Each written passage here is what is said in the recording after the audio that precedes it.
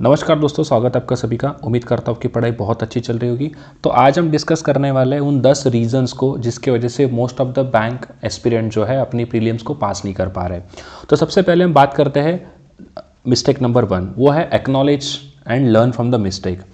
अब सबसे पहली बात ये होती है कि जिस टॉपिक में या जिस सब्जेक्ट में अगर आप वीक हो तो उस चीज़ को आपको सबसे पहले एक्नॉलेज करना है कि आप पर्टिकुलर किसी सब्जेक्ट में वीक हो करके। मोस्ट ऑफ द स्टूडेंट क्या करते हैं कि वो एक्नॉलेज ही नहीं करते कि मेरे को कोई स्पेसिफिक पजल नहीं आ रहा है या मेरे को कोई स्पेसिफिक डीआई नहीं आ रहा है, इस चीज़ को आप एक्सेप्ट नहीं करते। तो सबसे पहले आपको काम क्या करना है कि आपको एक्नॉलेज करना है कि आप किसी सब्जेक्ट में वीक हो करके।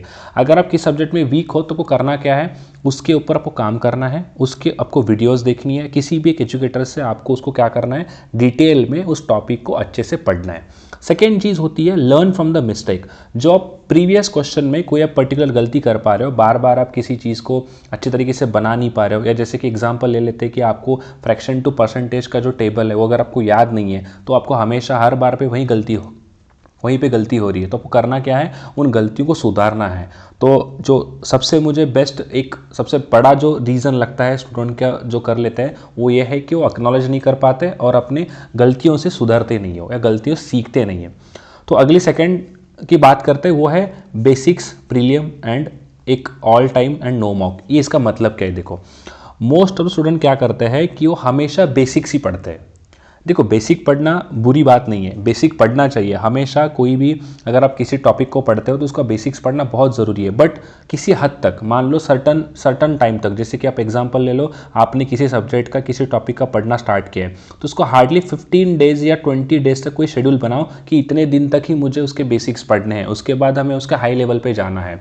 हमेशा बस प्रीलिम्स के बारे में ही सोचते हैं मोस्ट ऑफ द स्टूडेंट्स, मतलब अगर प्रीलिम निकल जाए तो प्रीलिम के बाद में मेंस की पढ़ाई कर लूँगा। नहीं, ये बहुत बड़ी गलती है। मोस्ट ऑफ द एस्पिरेंट ये गलती कर बैठते कि हमेशा बेसिक्स और इजी क्वेश्चंस बनाते हैं, जैसे कि एकदम इजी वाले पजल बोलो या इजी वाले अर्थमेटिक के क्वेश्चन या इजी वाले डेटा इंटरप्रिटेशन बनाते हैं। हाई लेवल के ऊपर वो जा ही नहीं पा रहे, हमेशा उतने ही सर्टन चीज़ों के बारे में सोच रहे और हमेशा क्या कर रहे कि कोई बार बार हमेशा क्वेश्चन को सॉल्व कर रहे, मॉक दे ही नहीं रहे। तो आपको हमेशा हर एक सर्टन टाइम के बाद, after 5 days, after 8 days, after 15 days के बाद आपको हर एक का सेक्शनल मॉक बोलो या ओवरऑल मॉक जो है आपको लगाना है। तो ये भी बहुत बड़ी गलती है कि हमेशा बेसिक्स को करना, हमेशा प्रीलिम्स के ऊपर ही ध्यान देके रहना। सर्टन टाइम तक आपको बेसिक्स को ध्यान देना है, उसके बाद आपको एक्चुअल लेवल क्वेश्चन या वैरायटी ऑफ क्वेश्चन जो आपको प्रैक्टिस करनी चाहिए।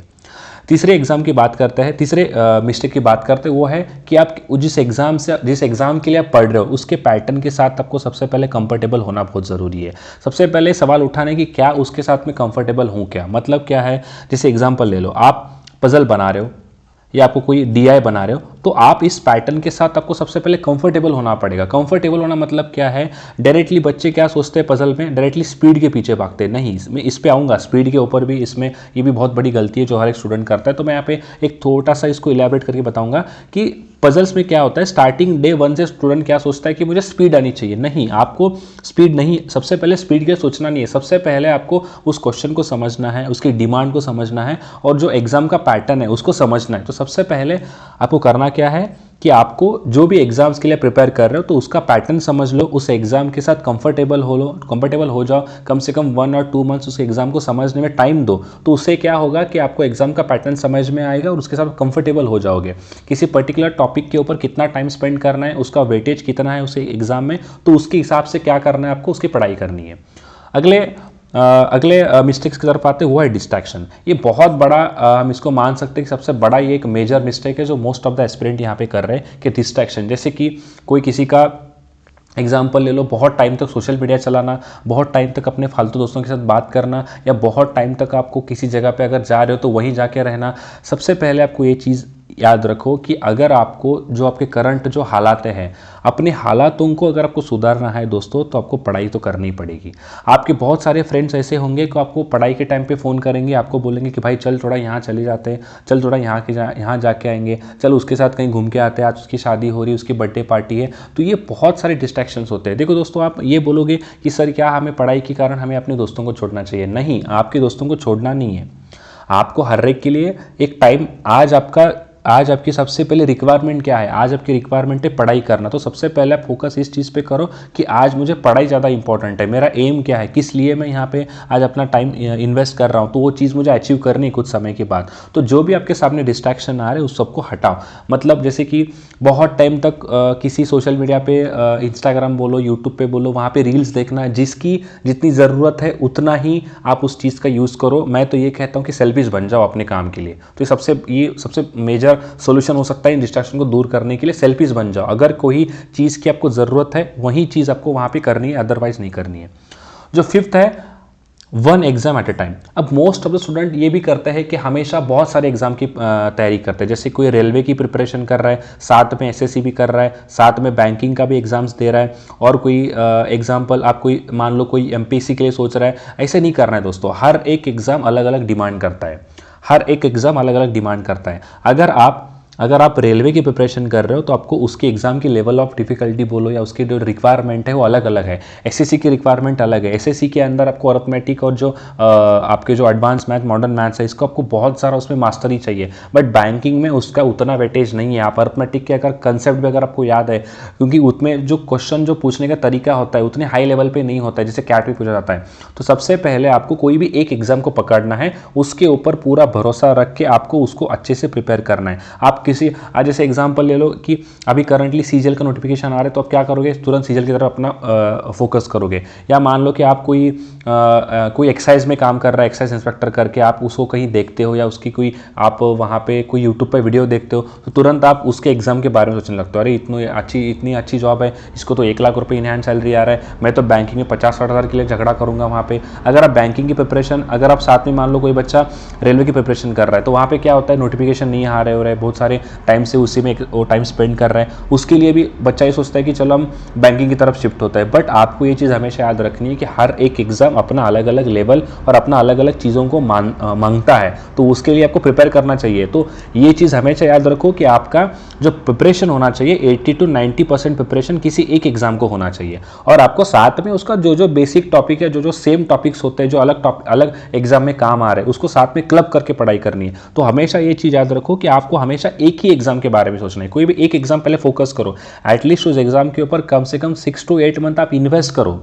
आप उसकी प्रीलियम निकालो, आप मेंस तक चले जाओ। अगर आपको फिर भी नहीं हो रहा है तो कोई और एग्जाम आप सोच सकते हो।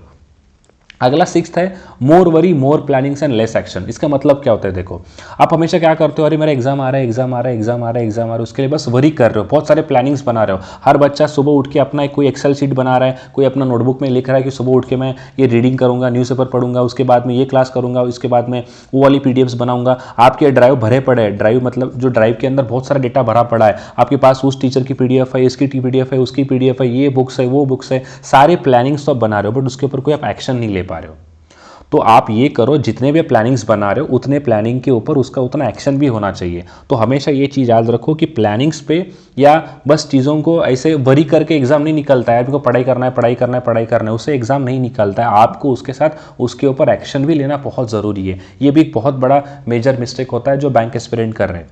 अगला 7th पे आता है कंसेप्ट एंड ट्रिक्स। सबसे पहले बच्चे ये सोचते हैं कि यार ट्रिक्स के बारे में बताओ, ट्रिक्स बताओ। भाई ट्रिक्स तो सेकेंडरी है, सबसे पहले आपको फोकस करना है कंसेप्ट के ऊपर। आपको सबसे पहले फोकस करना है कंसेप्ट के ऊपर, इस चीज़ को गौर करना। सबसे पहले किसी भी टॉपिक का कंसेप्ट समझ लो। कंसेप्ट समझने के बाद आप उसके ट्रिक को अप्लाई करना सीख जाओगे। क्या होता है, अगर आप मान लो कि कोई एग्जाम्पल आपको ऐसा दिया है कि ऐसा वाला ये टाइप वाला क्वेश्चन है, ये टाइप में आपको इस प्रकार से कोई क्वेश्चन को आंसर रखना है, सीधा आंसर आ जाएगा। कहीं कहीं भयका देने वाली यूट्यूब पे वीडियोस रहती है कि यार ये देख लो, इसमें 2 सेकंड के अंदर आंसर निकाला, 3 सेकंड के अंदर आंसर निकाला। ट्रिक से क्या होता है, बच्चे ट्रिक्स की तरफ जाते क्यों है, क्योंकि उसमें कम टाइम में आपको सवाल बनता है। बट वो ट्रिक जो हर जगह पे काम नहीं आएगी, तो उसके लिए क्या करना है आपको, अगर कोई क्वेश्चन में कोई ट्विस्ट करके क्वेश्चन पूछ रहा है तो हम बच्चे घबरा जाते हैं। तो उसके लिए सबसे पहले मैं रिकमेंड करूंगा, सबसे पहले कंसेप्ट पढ़ो, कंसेप्ट के बाद आप ट्रिक के पीछे भागो। नेक्स्ट है वो है आपकी पढ़ाई जो होती है, नोटिफिकेशन आने के बाद पढ़ाई बहुत सारे लोग स्टार्ट करते हैं। जैसे कि एग्जांपल ले लो कि अभी दिसंबर में नोटिफिकेशन आ गई, तो नोटिफिकेशन आने के बाद बच्चा पढ़ाई करना स्टार्ट करता है। ये बहुत गलती करता है। आपको हमेशा आपको पढ़ाई को चालू रखना है। भले आप जाके इंटरव्यू दे के आओ, कोई एग्जाम्पल ले लो, आपने IBPS PO का इंटरव्यू दे के आया है या RRB PO का अपने इंटरव्यू दे के आया है, तो इंटरव्यू देने के बाद आपको पढ़ाई छोड़ना नहीं है, आपको पढ़ाई करते रहना है। जब तक आपके हाथ में बैंक का कोई ऑफर लेटर नहीं है तो तब तक आपको पढ़ाई करनी है। अब ऐसे भी बहुत सारे बच्चे करते हैं कि नोटिफिकेशन आने के बाद कितने वैकेंसीज, अच्छा 5000 वैकेंसी आ रहे हैं, ठीक है इस बार का सिलेक्शन बनने का चांस है, तो क्या करते हैं तब बच्चा क्या करता है, पढ़ाई करना स्टार्ट करता है। तो ये नहीं करना है दोस्तों। सबसे पहले आपको क्या करना है कि आपको पढ़ाई को लगातार चालू रखना है। नोटिफिकेशन आने के बाद मैं पढ़ाई करता हूँ ऐसा मत करो, पढ़ाई को आप कंटिन्यूसली चालू रखो। नेक्स्ट है वो है easy subjects and favourite subject पे ज़्यादा टाइम बिताना। जितना भी स्टूडेंट पढ़ाई करता है आप खुद नोटिस कर लो कि मोस्ट ऑफ द बच्चे ये गलतियां करते हैं कि मान लो अगर कोई बच्चा 10 घंटे पढ़ रहा है तो 10 घंटे कम से कम 6 से 7 घंटे 6 से 7 घंटे एक ही टॉपिक या एक ही सब्जेक्ट के ऊपर अपना टाइम स्पेंड कर रहा है। क्यों? क्योंकि उसको बहुत अच्छा लगता है वो टॉपिक करना, बहुत अच्छा लगता है सब्जेक्ट को करना। किसी का रीजनिंग बहुत स्ट्रांग होता है तो सुबह से लेकर शाम तक बच्चे बस रीजनिंग करते बैठ रहे, नहीं, रीजनिंग से आपका सिलेबस नहीं, रीजनिंग करने से आपका एग्जाम नहीं निकलेगा। रीजनिंग के साथ आपको इंग्लिश भी करना पड़ेगा, आपको कॉन्ट भी करना पड़ेगा, आपको जीए भी करना पड़ेगा। ये चीज़ हमेशा याद रखो। जिस सब्जेक्ट में अगर आप वीक हो उस सब्जेक्ट को ज़्यादा टाइम दो। जो सब्जेक्ट, जैसे एग्जांपल ले लेते हैं रीजनिंग आपका प्रीलिम्स में होता है 35 मार्क का। तो क्लर्क की बात करते हैं सबसे पहले। अगर आप यहाँ पे 35 में से आप 30 या 31 मार्क लेके आ रहे हो तो अगर आप ज़्यादा से ज़्यादा अगर पढ़ाई कर पाते हो तो देखो मैं रीजनिंग का अल्टीमेट बता रहा हूँ, रीजनिंग के अंदर कोई स्टूडेंट 30 से 31 मार्क लेके आ रहा है और कॉन्ट के अंदर मान लो बच्चा जो है 15 नंबर ही स्कोर कर पा रहा है। अगर आप रीजनिंग में पढ़ाई कर कर कितना नंबर आपका इंक्रीज होगा? हार्डली आपका नंबर इंक्रीज होगा 3 से 4 नंबर इंक्रीज होगा। बट आप कॉन्ट पे टाइम स्पेंड करते हो तो there is a possibility to increase minimum 20 numbers. तो ये चीज़ ज़्यादा इंपॉर्टेंट है ना, जो सब्जेक्ट आपके पास वीक है उसके ऊपर आप ज़्यादा टाइम स्पेंड करो, ना कि उन सब्जेक्ट के ऊपर जो आपको ऑलरेडी आता है। ओके, नेक्स्ट होता है time issue. Okay, time issue मतलब क्या है? जैसे कि बहुत सारे बच्चे इस पे सोचते हैं कि मेरा स्पीड आ जाए, स्पीड आ जाए, स्पीड आ जाए। ये सबसे मोस्ट ऑफ द स्टूडेंट यही गलती करते हैं। डायरेक्टली बिना कंसेप्ट समझे, बिना कोई चीज़ को समझे डायरेक्टली इशू के पीछे, मतलब स्पीड के पीछे भागते हैं। मेरा स्पीड नहीं आ रहा, स्पीड नहीं आ रहा है। स्पीड आना ये लास्ट है। आपको स्पीड कब आएगा? जब आपको कंसेप्ट अच्छे से पता है, आपने उसके ऊपर इनफ प्रैक्टिस किया है, तभी जाके आपको वहां पे क्या आएगा? स्पीड आएगा। उसके बाद होता है टाइम बेस्ड मॉक देना। जैसे कि एग्जांपल ले लो, आपको मॉक देना है। मॉक देना मतलब क्या है? देखो, आपको हर सेक्शन को 20 मिनट का टाइमर होता है कोई भी प्रीलिम्स के अंदर। 20 और 20। मैं अगर आईबीपीएस की बात करूं, पीओ एंड एसबीआई का कोई बात करूं, तो वहां पे आपको 20 मिनट्स के अंदर आपको कुछ क्वेश्चंस अटेम्प्ट करने होते हैं। तो एक बैंक एग्जाम आपको टेस्ट क्या करता है प्रीलिम्स के अंदर? आपको टफेस्ट सिचुएशन में उस काम को कितना एक्यूरेसी के साथ करते हो और कितना एक्यूरेसी के साथ और कितना आप टेंस सिचुएशन में इस क्वेश्चन को सॉल्व कर रहे हो, ये चेक करता है आपका prelim. Prelim is as much as about check और knowledge but also out about speed। इसका मतलब यह है कि प्रीलिम्स में आपका नॉलेज ही नहीं चेक होता है, साथ में आपका स्पीड भी चेक होता है। बैंक के अंदर कोई भी एम्प्लॉय को क्या चाहिए होता है, उसको एम्प्लॉय से क्या डिमांड करता है? कोई भी बैंक ये डिमांड करता है कम से कम टाइम में या कम से कम टाइम पीरियड में वो जो उनका एम्प्लॉय है वो उस काम को इफेक्टिवली अच्छे तरीके से एक्यूरेट काम कर पाए। तो ये टेस्ट करना होता है प्रीलिम्स के अंदर। तो बच्चे भागते हैं स्पीड के पीछे। स्पीड के पीछे मत भागो दोस्तों।